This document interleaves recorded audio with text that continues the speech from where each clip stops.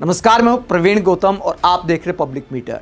दोस्तों, वीडियो में आपको दिखाएंगे कि असल इंटरनेशनल बेइज्जती क्या होती है, क्योंकि आजकल इंटरनेशनल बेइज्जती के नाम पर डोमेस्टिक राजनीति हो रही है।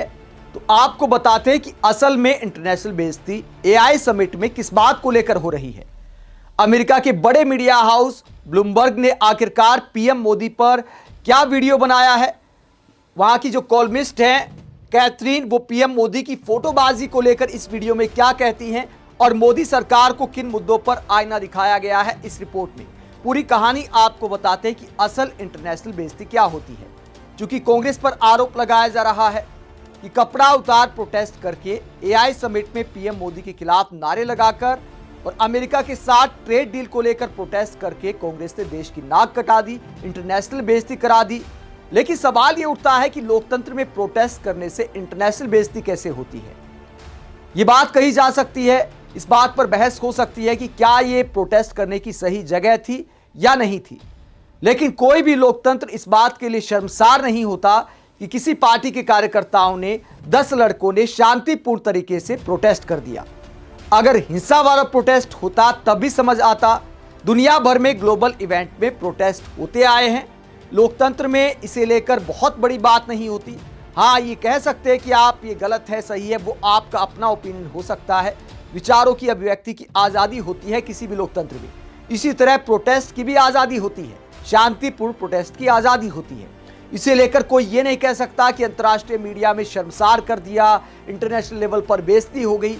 इस तरह की बातें बकवास दिखाई देती हैं। इंटरनेशनल बेइज्जती तब होती है जब किसी प्रधानमंत्री पर फोटोबाजी का आरोप लगाया जाए, जबरदस्ती की फोटोबाजी का आरोप लगाया जाए, काम पर सवाल उठाए जाए, हिपोक्रेसी की बातें की जाए, किसी ग्लोबल इवेंट में मिसमैनेजमेंट की बात की जाए।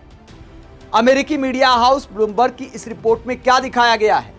कैथरीन कॉलमिस्ट हैं, एक्सपर्ट हैं, उन्होंने क्या बोला है दिल्ली के एआई समिट में आकर पीएम मोदी की फोटोबाजी पर, दिल्ली के ट्रैफिक पर, पोल्यूशन पर, पानी पर, बेरोजगारी पर, जो मोदी सरकार को आईना दिखाता है। साथ ही यह भी दिखाता है कि इंटरनेशनल लेवल पर ऐसे सोशा से किस तरह का डंका बज रहा है पीएम मोदी का। ब्लूमबर्ग ओपिनियन में क्या छापा गया है, क्या लिखा गया है, क्या दिखाया गया है। ब्लूमबर्ग अमेरिका का मीडिया हाउस है और उसकी रिपोर्ट में आप ये देखिए, हेडलाइन क्या दी गई है।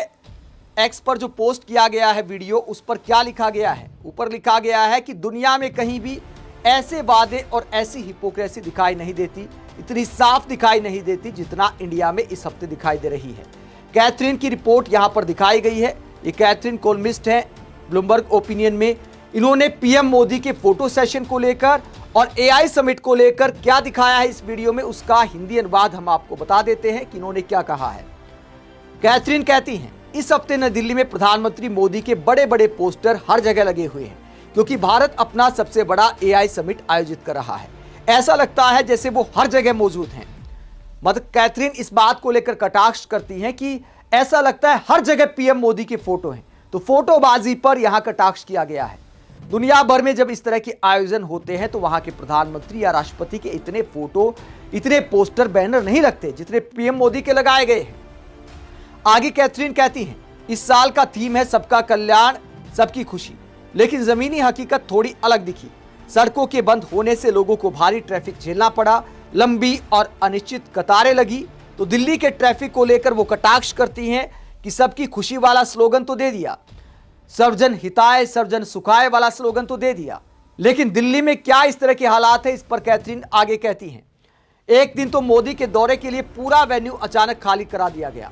भारत अमेरिका के बाद चैट जीपीटी का दूसरा सबसे बड़ा यूजर बेस है। जनरेटिव एआई ऐप डाउनलोड में भी भारत दुनिया में सबसे आगे है। लेकिन बड़ा सवाल यह है कि भारत सिर्फ एआई का बड़ा कंज्यूमर बनकर रहेगा या एक मजबूत उत्पादक भी बनेगा। तो यह सवाल उठाती कैथरीन कि मोदी के दौरे के लिए पूरा वेन्यू अचानक खाली क्यों कराया गया। इस पर इंटरनेशनल मीडिया सवाल उठा रही है, मजे ले रही है और इसे कहते हैं इंटरनेशनल बेइज्जती। आगे कैथरीन कहती हैं, डेटा सेंटर में बड़े निवेश की घोषणाएं हुई, लेकिन जमीन, पानी और बिजली पहले से ही कम पड़ रही है। अगर डेटा सेंटर बढ़ते हैं तो बिजली और पानी पर और दबाव बढ़ेगा।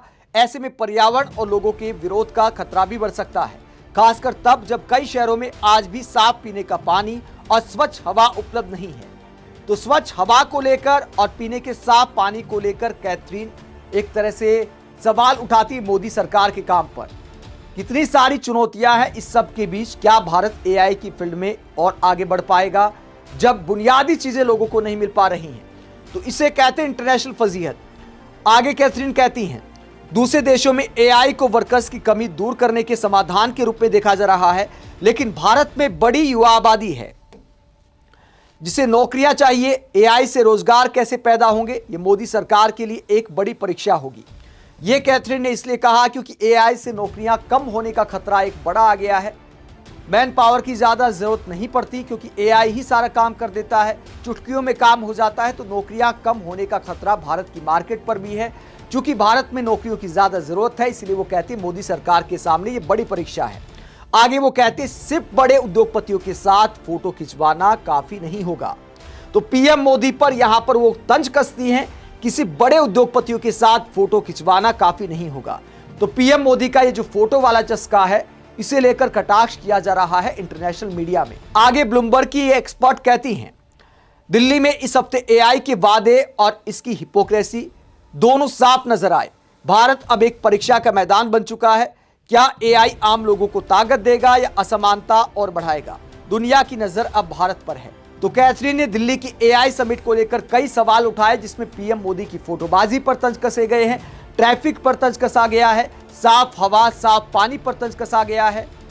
तो मोदी सरकार को इन असल चुनौतियों पर काम करना चाहिए, ना कि देश के नेता विपक्ष को या विपक्षी पार्टियों को नीचा दिखाकर देश की फजीहत कराने का आरोप लगाना चाहिए।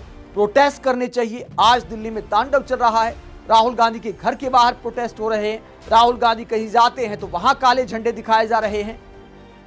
तो इस तरह की राजनीति करने की बजाय हमारे देश की मीडिया को, सत्ताधारी पार्टी को असल मुद्दों पर काम करने की जरूरत है।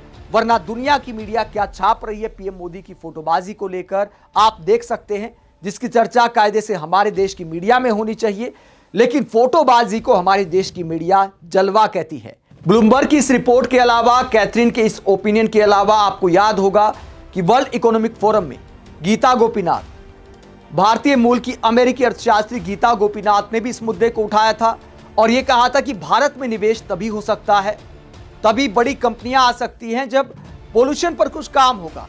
दिल्ली सहित तमाम महानगरों में पोल्यूशन के बुरे हाल होते हैं।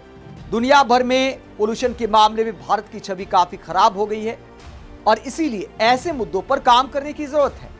आप इस पूरे मुद्दे को लेकर क्या सोचते हैं जब इंटरनेशनल मीडिया में पीएम मोदी की फोटोबाजी और दिल्ली की समस्याओं पर बात हो रही है? तो दिल्ली और नोएडा में बैठे हमारे मीडिया के बहादुर एंकर राहुल गांधी से सवाल कर रहे हैं। आप मीडिया के ऐसे हालात को लेकर क्या सोचते हैं? कमेंट बॉक्स में अपनी राय जरूर दें। साथ ही चैनल को सब्सक्राइब भी करें। नमस्कार।